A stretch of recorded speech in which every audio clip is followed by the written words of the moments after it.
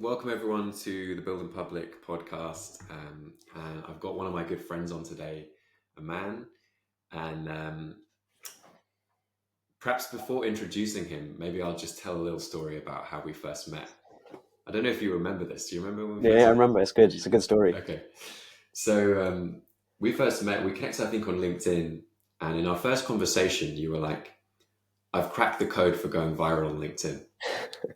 And I was like, this sounds like I'm suspicious. I'm skeptical of this. And then I was like, all right, let's give it a try. You basically gave me the formula. I think I posted it same day. You gave me a couple of tweaks, posted it same day. And then still to this day, that's probably my most viewed post on LinkedIn. We got like 500,000 impressions in like a couple of weeks. And I was like, wow, this guy, he knows what he's talking about.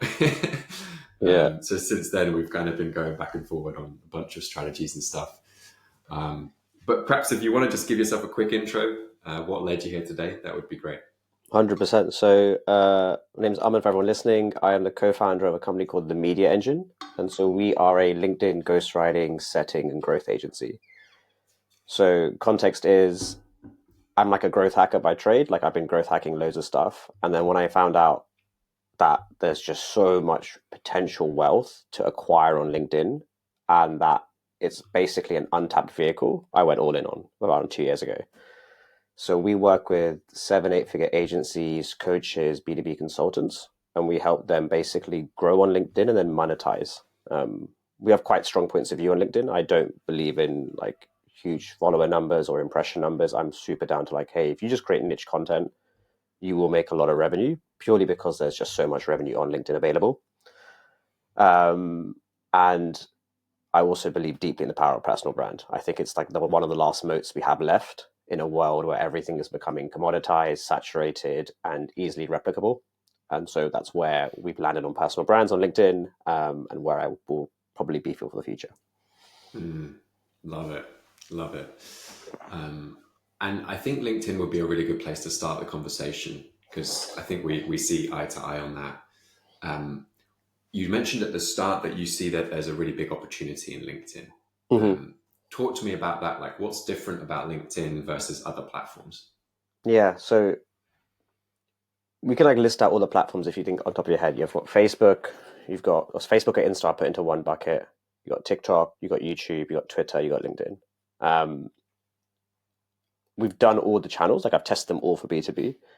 Twitter used to be great. It's great for selling info and B2C consumer. It's kind of died off because Elon came in and basically broke the algo a little bit, and it got saturated pretty quickly. So we did it for 2 years. I know exactly what happens on Twitter. We made revenue on Twitter. It just doesn't work that well anymore, except in very specific niches. Facebook and Insta work amazingly well, but you have to recognize that it's not really a B2B place. It's more of a B2C place. So if you want to do B2B on there, you've got to be very tactical and clever and have a whole funnel set up. It works, but it just requires a different type of work. Then you got YouTube. I think YouTube is amazing. I'm investing into YouTube now, but to create YouTube is like so much effort. It is create a video a week. That's like I think at most someone can do like 4 videos a month. That's like not a huge volume, but it is a lot of effort. And then right at the end, you got LinkedIn. And I'm like, cool. LinkedIn is really interesting. There's no other platform that has that much firmographic data. So you can literally see any person, qualify them within like 3 seconds. Are they the right company size, right job titles, etc. So the amount of data you have is unparalleled. The next interesting thing is the mechanisms. It's a relatively like unabused platform. I'm going to say is like the best word. Like a lot of other platforms get abused quite fast and quite well. LinkedIn, I've abused it in various different ways, but it's still not that abused compared to other platforms. And what I mean by that is there's still so many marketing arbitrages that exist on LinkedIn that maybe I'm not even speaking about publicly, but they just exist and it's really easy to leverage them and get quick results. The other point is that it's still a young platform. And what I mean by that, it's immature in the sense that people aren't fully using it to its full leverage. So the content you see on LinkedIn, still to this day, I don't think it's amazing content. I think it's much better than it was last year or the year before, but like the content quality, the level, it's so low that if you write pretty good content, you stand above the rest pretty quickly. And then the final point is the quality of the impressions is wildly high. Like I would take 1,000 impressions on LinkedIn every day above 100,000 on like an Insta reel, like every single day of the week. I have some data we picked up on a bunch of profiles that we run and we've seen public data for. We book a call for every 2,500 impressions on organic posting, which is wild. The biggest accounts that are in our niche are doing it every 40K impressions. But that's still a wildly small number. Even if you were doing it every 40K impressions to book a single call, that's really, really small. And so you can really begin to see that there is a very easy way to booking calls, drive qualified pipeline into your calendar without having to do much work. So there's like marketing arbitrage that exist. It's a low time investment to get the reward out. And there's no other place with that much firmographic data. Super interesting. So what is the difference between an account that's booking calls for a few thousand impressions versus, you know, tens of thousands or hundreds of thousands impressions? There's a few things that are happening. One is we always had the viewpoint that being niche is better. And that's because we did Twitter back in the day, so we understood. And I had a Twitter ghostwriter like 80 years ago, and I learned a lesson very quickly that I can go viral and nothing changes my bank account. So that lesson, like years ago, taught me a very big important thing that going viral is irrelevant, and let's just be very niche all the time. So all my content is generally always going to be niche for like the rest of like whatever I do, more or less, unless I'm being very careful about it.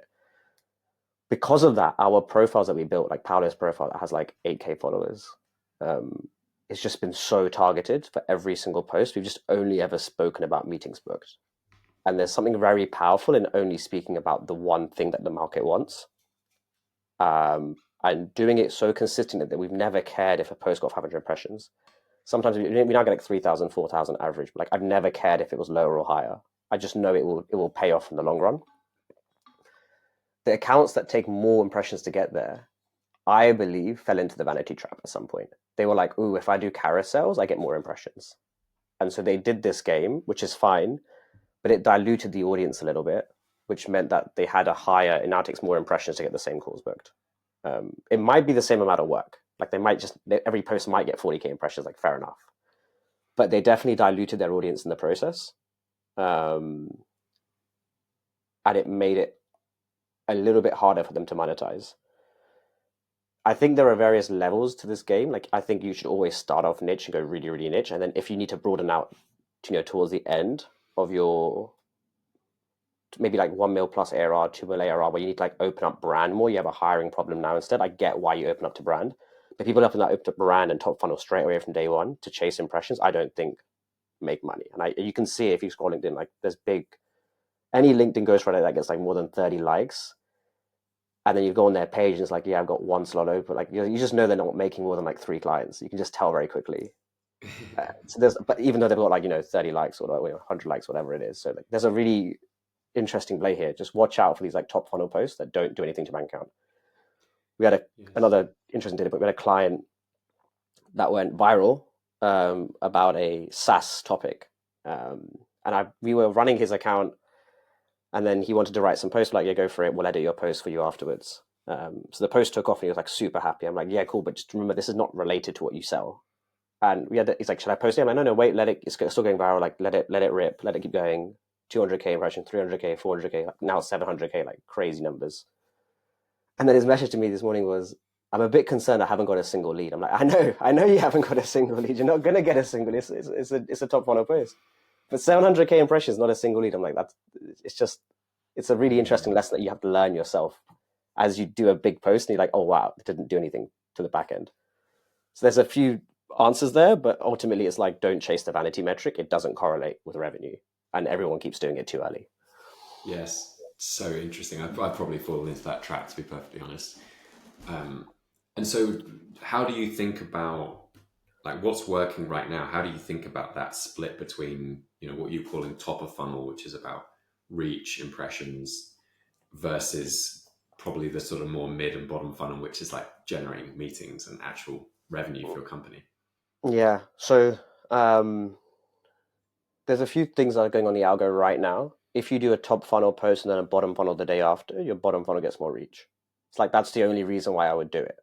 Is I'm like hacking a little bit. So I want to do the top funnel first. Let's say it performs 1.5x above average, and then I do my bottom funnel straight after, and that bottom funnel will get a little bit more reach, which is nice to see. That's the only reason why we do top funnel. Um, I also do top funnel for hiring. So if I need to hire and I need to get applicants in the door, we write posts that appease to what applicants want to see, and it generally tails off better if you talk about how top funnel and stories and life, because then they come in for that reason. So the only reasons I do top funnel is one, to boost a bottom funnel the day after, or to attract hiring. Got it. Okay. So you're not even thinking how many new followers you're getting or impressions or anything like that.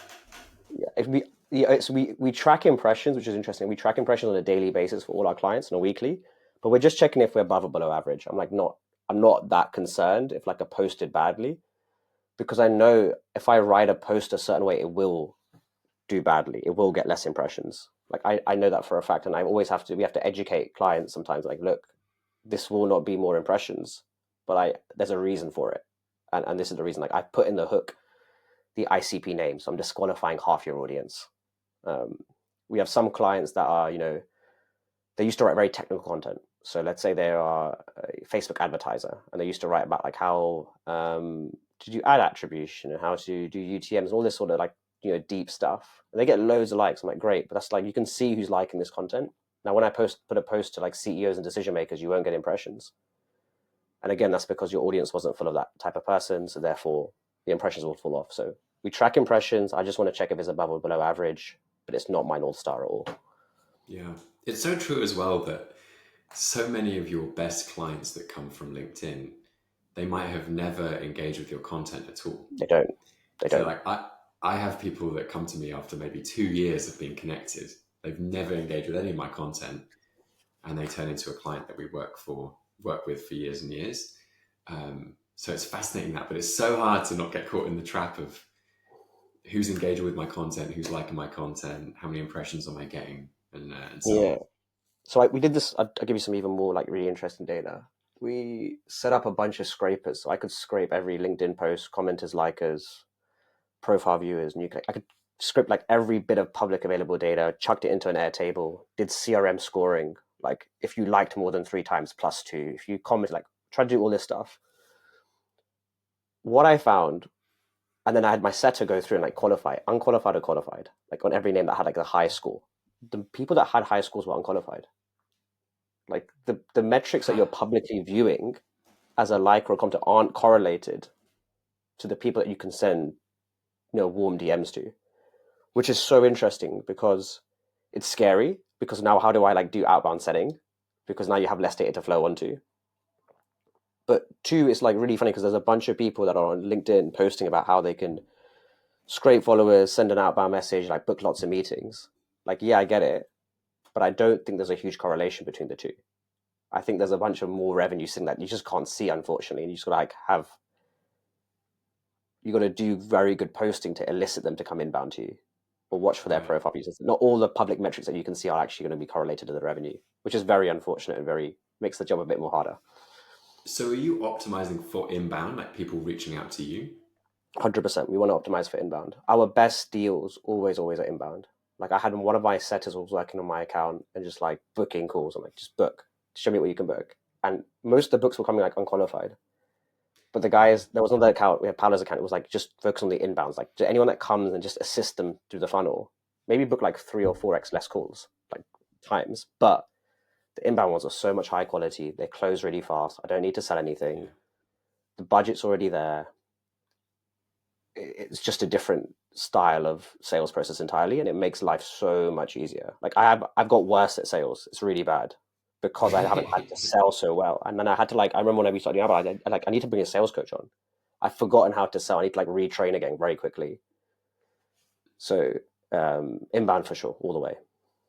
Yeah, we're exactly the same. I mean, I say this to people, inbound sales calls are actually not sales calls, they're consultations.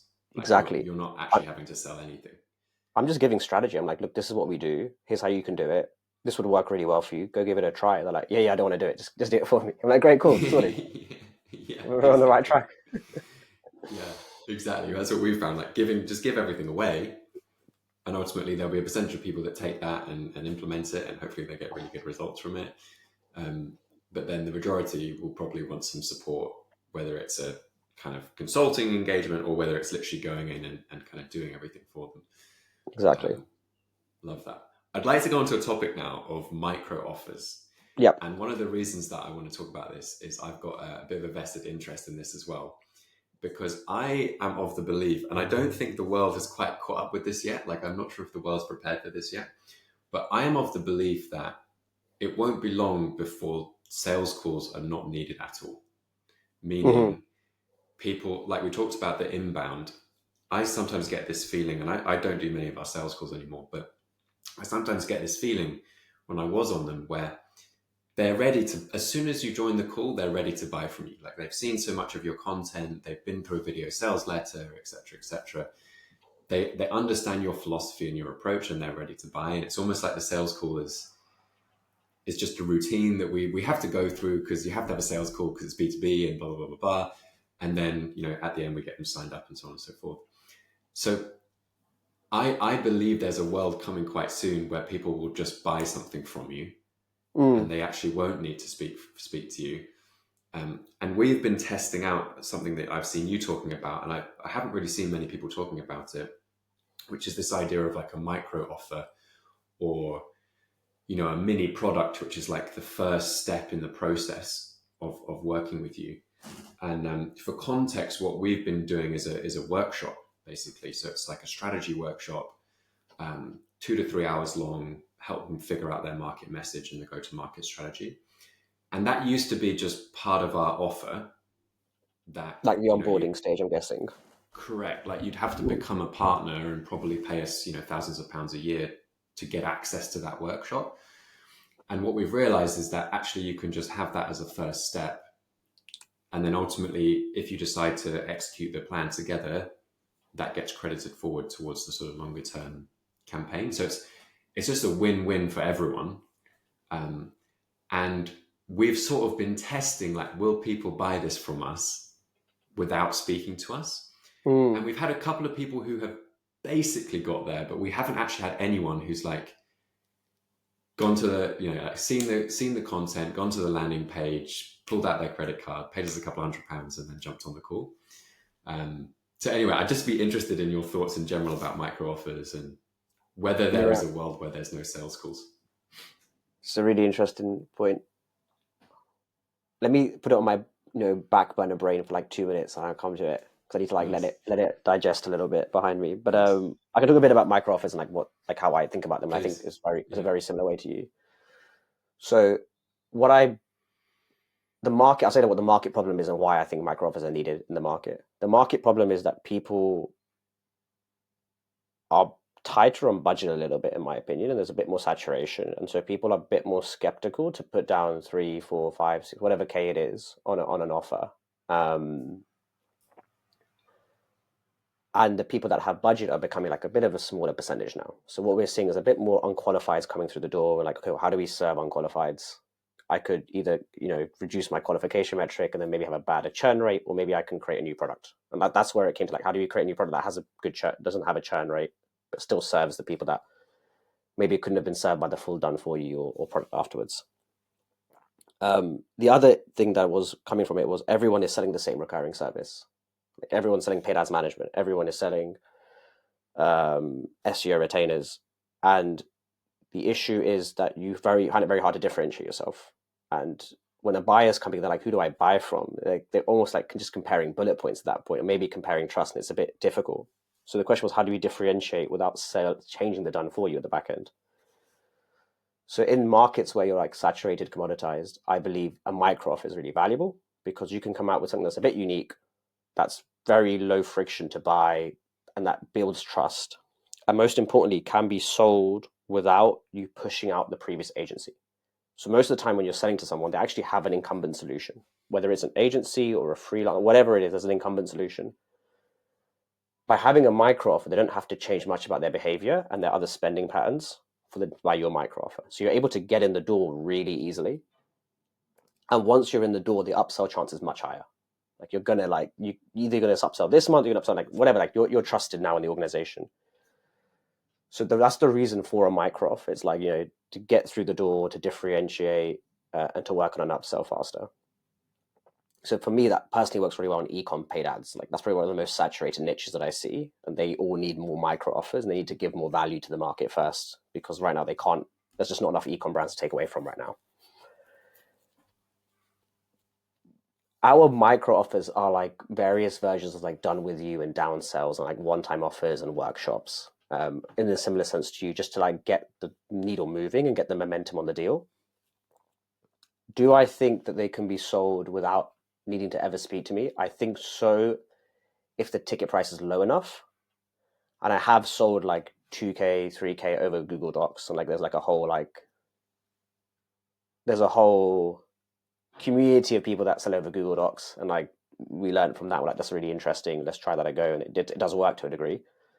But there are some people that I think just want to know that you're real, and I don't know how much that can be automated or given away. And the second you said like, oh, we do this, you said we do the sales call, and it's like we're just doing the B2B sales process. And I thought in my head I was about, oh, it's just like a song and a dance, isn't it? Like we're just singing and dancing for the person. And in my head I was thinking about, these like mating videos of like birds dancing for each other, like an Attenborough. And I'm like, they know they're gonna mate, they know they're gonna do it, but they got to do the process. And maybe it's the fact of doing the process that earns the right to sell. I don't know what the reason is, but maybe there's like a deeper reason why you need to like be a bit subservient to allow for the sale to happen. I don't know. I think that's really interesting. Yeah, I feel that we're kind of caught a little bit between a rock and a hard place at the moment with it. And just to be clear, it's actually working really, really well. And I think like it's a really easy kind of buy-in for people. The feedback that we get from the workshops, even if they don't end up becoming a long-term partner right away, is really, really good. So people seem to love them. And we've got referrals from people who have like literally just Nice. had a workshop and then they're like, oh, I know someone else that needs this.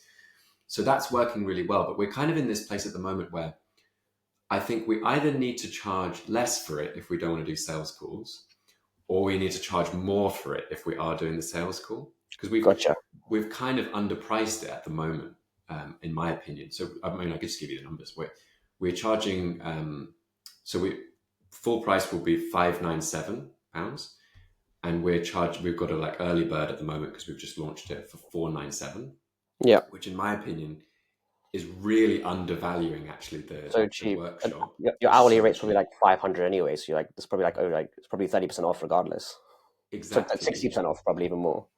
Yeah. So my sense would be either we make it less and don't have a sales call, or we keep the sales process and probably like double the price To to make it like worthwhile. Yeah. 997 or something like that. Because otherwise I just spend my whole time on workshops, which I do, to be honest, enjoy doing. But then if I can charge, if it's beneath my typical hourly rate, it doesn't make sense. So anyway, that's going on in my head at the moment. Yeah. It's like, I guess you want us to model it out and see if it's like worth the loss leader and worth the upsell rate and all that sort of stuff. But you're right. Like there is like this hard rock between like, is it worth doing the sales call for it or not? Because you got to pay, and then sales costs money as well. It's a hard one. You got to test it out. That's fun though. A good problem to have.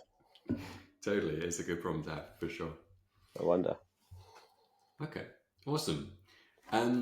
Let's shift gears a little bit away from LinkedIn for the time being. I'd just be quite interested in your general thoughts in terms of the B2B marketplace and what has changed when it comes to growth. If we look at maybe the last 3 to 5 years, like what are the big differences there? Oh, it's interesting. I think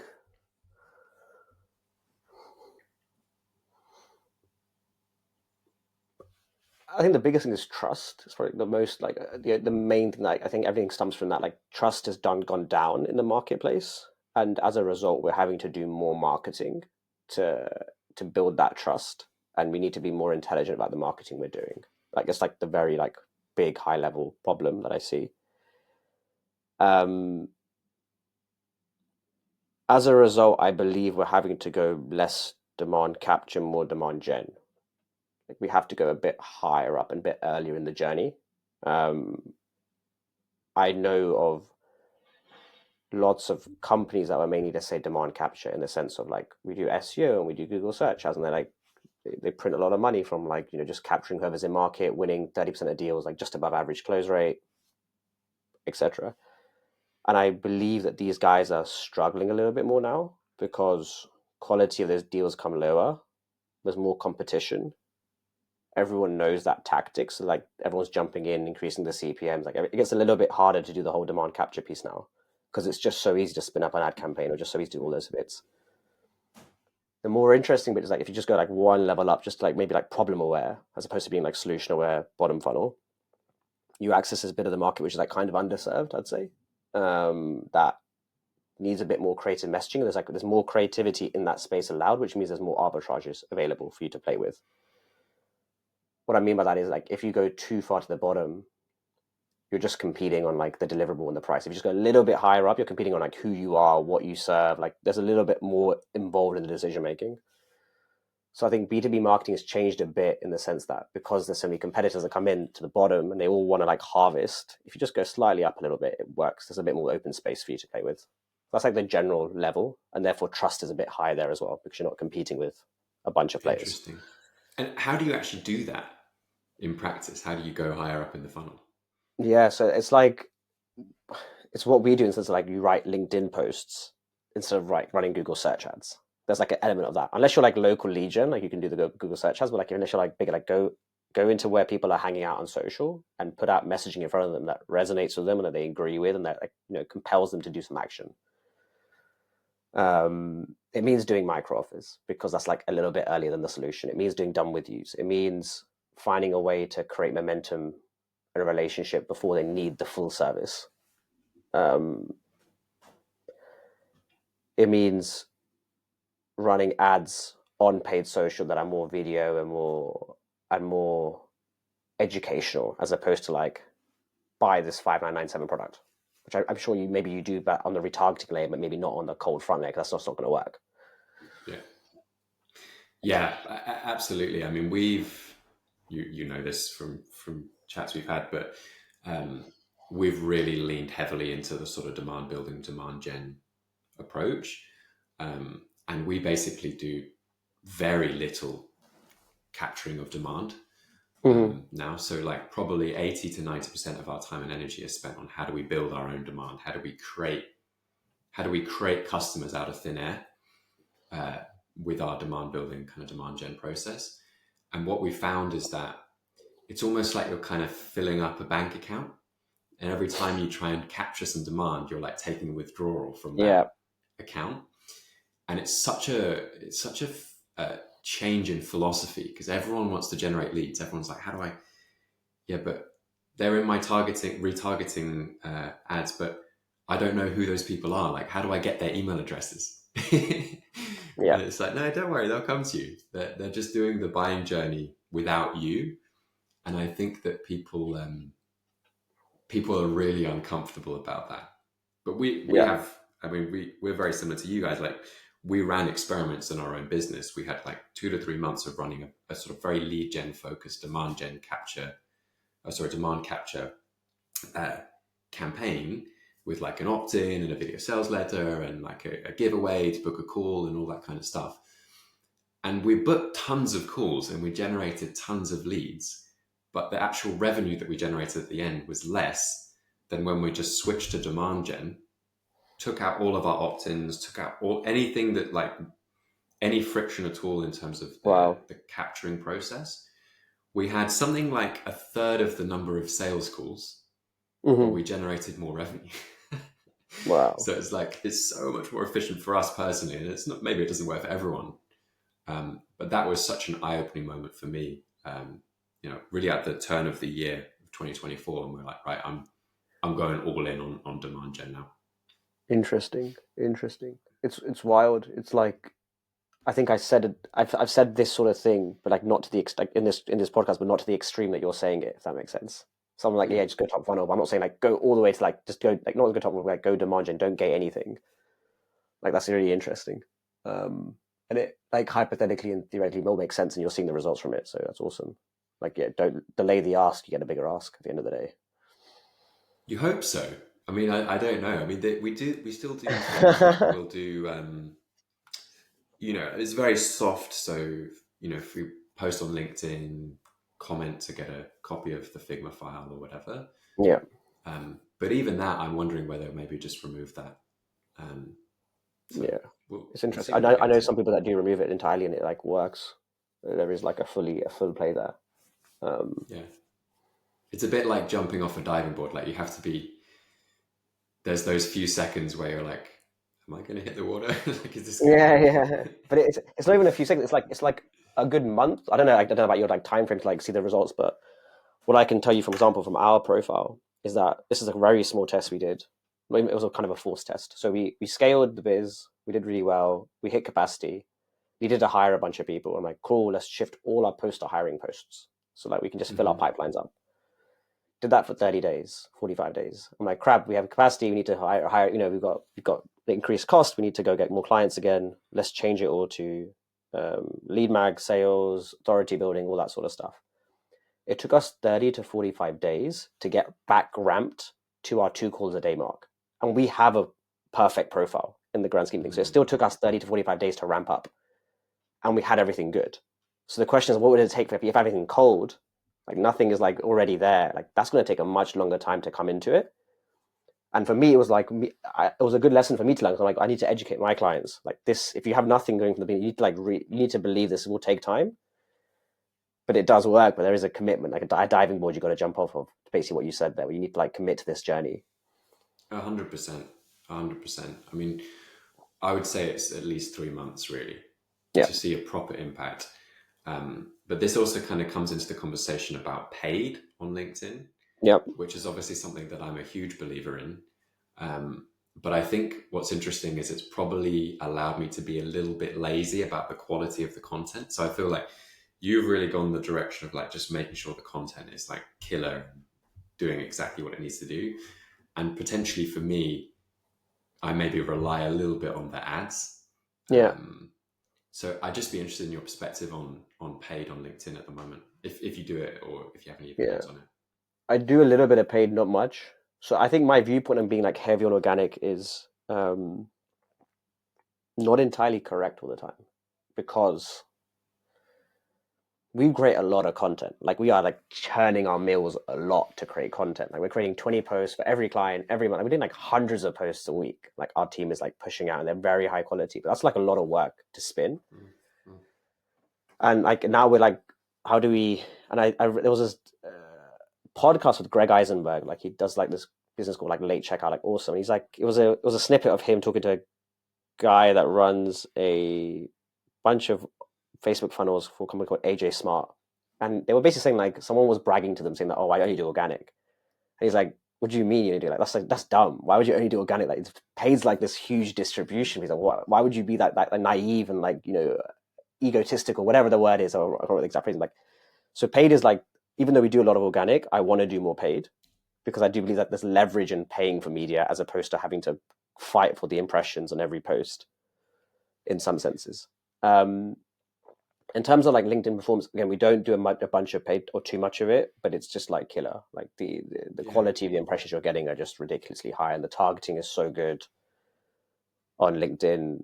Again, because of this reasons of like firmographic day and all the other reasons I said before. If you're going to do paid anywhere and you're selling B2B, it's got to be LinkedIn with like maybe Facebook retargeting or Yeah. something going on there. But like my predominant work would be on LinkedIn almost in every scenario. I agree. Yeah, I agree. You should explore it. You should explore it. Yeah, I I think we try and are. convince everyone to get into it, but I think basically the way I think about it is because what really doesn't work well is kind of what we talked about, which is like that lead gen funnel on LinkedIn. Like you see a lot of, especially big companies, Mm, they'll run like an ad which is like a PDF white paper, and it's like a lead gen ad, so you like put your LinkedIn details in to get it. I don't think that produces quality sales consultations and quality revenue. But what does work really well is just to basically take what is working well for you already mm, and just boost it. And especially if you're looking at the retargeting, you get a lot of leverage from that. So you can just take your best posts and obviously strategically kind of push them to people at the right points in the funnel. So yeah, definitely consider it, especially if you want to kind of, when you're in your next sort of scaling cycle, Yeah, it will be sort of the 100%. rocket fuel I think you can add to it. Yeah, we're looking at Facebook right now. We're looking at LinkedIn. We're trying to make decisions about like who we want to speak to. Do we want to go broader? Do we want to go more specific? Like we're having all these discussions right now. Um, I think the other thing about LinkedIn ads, like people don't know this little, but you can edit your post after like you do an organic post. You can edit. It gets a bunch of likes. You can edit it, and then you can run it as a thought leader. Like that's wild. Like when I learned that, I learned last year. I'm like, this is so crazy because in Facebook, if you do a post, that's it. It's done. It's fixed. It's permanently. You can't change that thing. But to be able to change a post after it's got engagement, and you can do whatever you want to it, that's like a crazy thing to think about. And you can. There's like so many hacks that immediately open up in my mind, which I haven't abused yet either. But like, there's so much you can do there. You'll get there. You'll get there. Yeah. Awesome. One of the topics we wanted to cover, and we haven't talked about this before today. I don't know how much detail we'll be able to go into. Mm. But one of the things we talked about previously was the idea of this done with you versus done for you kind of approach, and the offers that you see people structuring. I think you said you had a couple of pointers or maybe even a couple of questions on it, and maybe we can just go Yeah. back and forward for a little bit. Yeah. So I'll go high level on this. So when we sell a done for you offer, there has to be a bunch of inputs that look correct for the output to come in 3 months. Like the sausage factory has to like operate a certain way. So they got to come in and they got to look a certain way. They got to have a certain amount of brand. They got to have a certain offer. Like whatever those things are, they got to be true. So that when I push them through our service, and we can adapt the service at points, but we push them through the service, they still get some like tangible result and they're happy at the end of it. Now, when the inputs are incorrect, because either we haven't qualified well enough or because we weren't aware of that was a really important input, sometimes the results don't come for 3 months. They take like 6 months to come for. And that's a bigger burn on the company. Like the company now has to spend more money through that testing period. And this is why like people are unhappy with agencies. It's not because the agency is bad. It's like they're coming in with different inputs and we need to control that. And so then we were seeing a bunch of scale schools. And I'm like, look, I can't sell to everyone here. I can't close everyone here because they just don't look the exact way that my system works with. But they would get results if they're able to just adapt a little bit. And because adapting our organization to fit a bunch of inputs is really difficult. Like that's like, as a business, that's like very hard to do. That means you're running around, changing things all the time. It's not a good idea. But what if the adaptation can happen on the client side and they can do that little bit of learning because we can educate them and then they can fix themselves and then they can go through the system afterwards. So we end up getting this like done with you downsell, which is like, hold on, we'll still strategically help you with the high value bits that correlate to outcome. So like the offer correlates to outcome. I can help you with that 100%. I can make sure that's like dialed in for LinkedIn. We can like write your hooks for you because that's like needs to be right to dial in for LinkedIn. We could edit your posts afterwards so like the posts are going out well. But can I necessarily like write your whole body and interview you every month? I don't know because you're different to what everyone looks like. So the done with you downsell for us was created to service people that didn't look the exact way, but should deserve and can still get results. And our methodology does work, but I'm not going to shift my whole business to serve for that one type of person.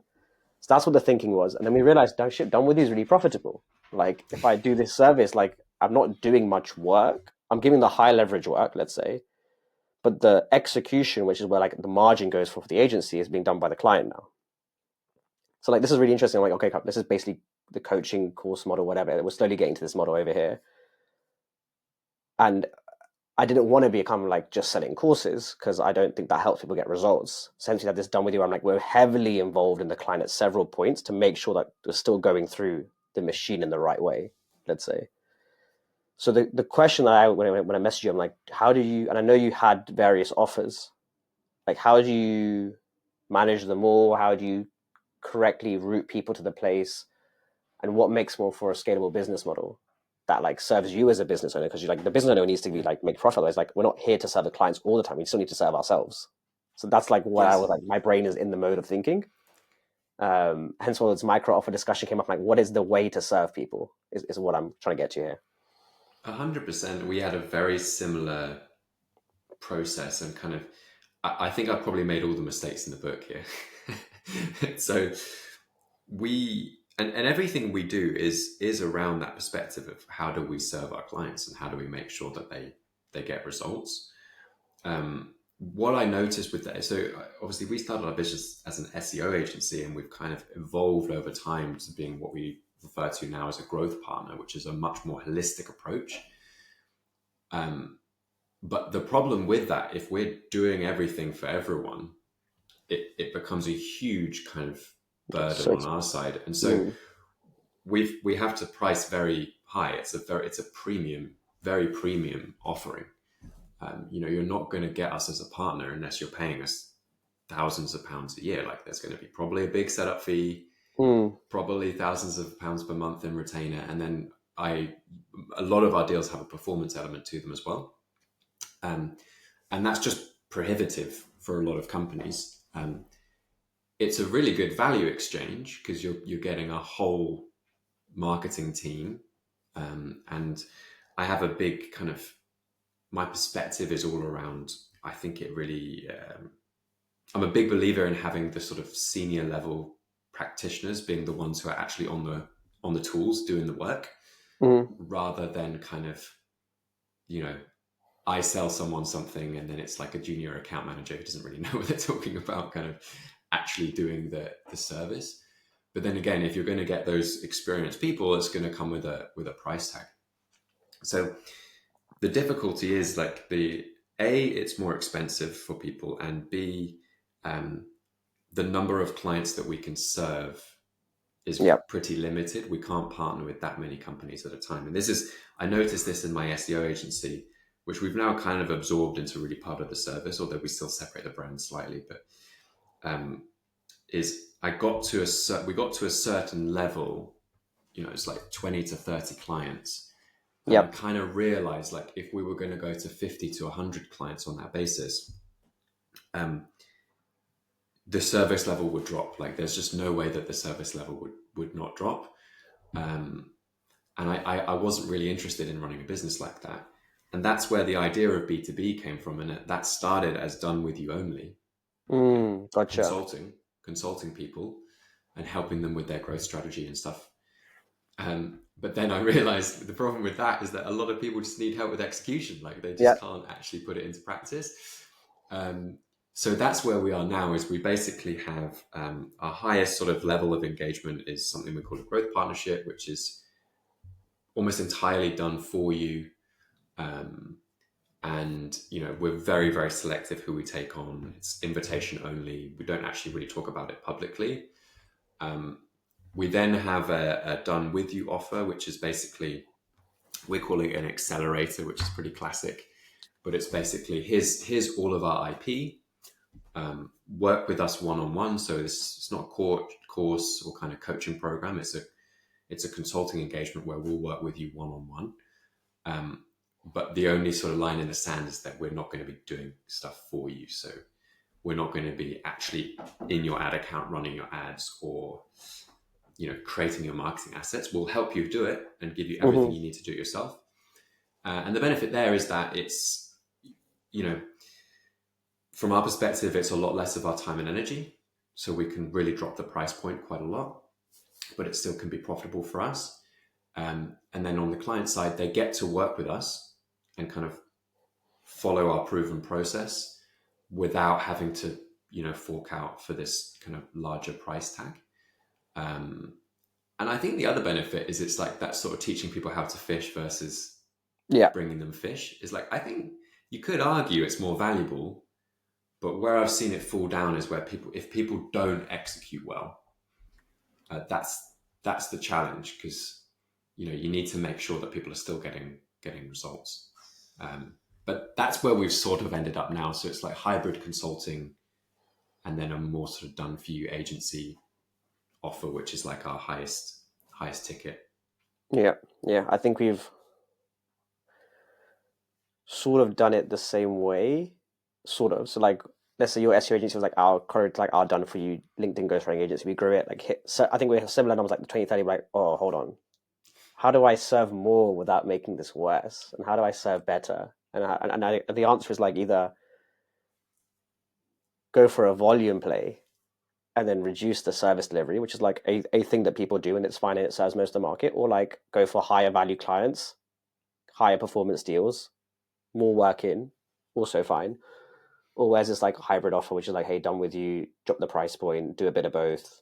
Um, there's like merit to all three. I also have this like other angle, which is like the done for you acts as the case study flywheel, because the done with yous will take longer to get case studies because you're not executing it. There's less momentum, but you still need the case studies to fuel your business. So like I see the done for you as like keeping the done for you allows you to flywheel the case study faster to fuel your marketing, and then it helps you get better IP to push into the done with you.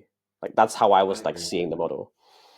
I agree. I mean, I'm not going to mention any names, but there's certain people in the kind of guru, like online guru space. There's one guy in particular who's very big on LinkedIn. And I've had a few of our customers who have gone through his sort of offers and programs. And I think the difficulty is that he's basically only doing like the sort of DIY. So Mm-hmm. either do it yourself. So as in like, I'll give you a course and you have to Yeah. implement it, or done with you, which is like, I'll give you a course and I'll help you implement it. And I think that the trouble is that people struggle to get results on that basis if you're not doing any done for you. Yeah. Um, and so you do kind of end up in this world, I think, where you're constantly having to market because you're just signing lots of clients, Mm. probably not charging them very much, just to be like, it's volume, you're getting lots of people in the door. But if like 80 to 90% of them aren't getting any results at all, then it could be it could be difficult. That's not the kind No, of business that I want to run. no, I get you completely. I think red. Okay, here's the flag that here's how you can notice these people. So like as a buyer, I didn't I you have a feeling about certain people. You're like, no, this is a bit weird. My signal to people that are buying from those types of solutions is look at the variability of the case studies. If the case studies are showing the same person week in, week out, it's because there's not many case studies. And therefore Mm. people aren't getting results. So if this person's selling a lot of revenue, but the case studies are always the same, therefore it's broken. And that's how you can see from the outside what's going on. And so with this sim, I don't know them. I don't think the market is sophisticated enough to understand that fact, and they will only learn it over time because they need to become aware of what's happening to have sold a solution. But that's why like we like to have variability in our case studies. I'm like, I need to show a range because I want to prove to Mm. the market this does work across a few different things here. This isn't just like a only this type of business gets that type of result. Look how much meetings he booked. Move on. Like I think that's like a very clear red flag. And if you are aware of who you're buying from, that is the red flag you can look for very easily. That can stop you being Mm. almost buying the wrong solution. Interesting point. Yeah, really interesting point. And then I think the other side of the coin is that, and this is another thing I've noticed, which is why we don't do done for you for everyone, is sort of to your point, which is actually a lot of the times people have problems in their business that are not related to marketing. Yeah. And so what happens with done for you is people just expect you to just like solve all the problems in their business. And often like there's something like, and usually it's the founder in my experience. Usually they're like a bit too ADD, or they're like, there's a problem with delivery because they're controlling everything or something like that. But that's one of the challenges is, as an agency and as a marketing company, is not all businesses can cope with marketing, and there will be other problems that kind of Yeah. rise to the surface. 100%. I think that's why I mentioned about that. That's what I was thinking about when I was saying inputs are different. Like like they just look slightly different, and it starts as little things like I want to change this thing about the engagement with you, and it seems like a really small thing, but it balloons and it has Mm. ramifications across everything, and it's like this doesn't actually work anymore. And again, sometimes yeah, like look, the market's harder. Like the market change. Like we are. I think there's a assumption that we're marketing when we post products, post our case studies, our solutions, what we do, when people view it, they view it under the assumption that the market's not going to change in 3 to 6 months, but it is going to change, and you need to adapt, and Yeah. that IP needs to move as well. So like, there's an element of like everything is moving all the time, Mm. and on the done for you basis, the buyers kind of forget that the market's moved sometimes, and like things are a little bit harder than before, or things are a little bit easier, or like you need to shift the positioning a little bit because like 100 competitors just came in the market and just like absolutely blitzed the platform or whatever happened. So true. Yeah, absolutely. Absolutely. Well, look, I think that's a great note to end on. Thank you so much for your time, mate. We'll have to do this again. Where can people find you if they want to learn more? For sure. So you can go on LinkedIn, and I'm sure David will put the links below, but I can go Paolo's profile or my profile or the mediaengine.co. You can just view our content. Also started on YouTube recently. You can check that out as well. YouTube is very fun and very tiring, but check me out there as well. Yeah, legend. Thanks so much for your time. Thank you.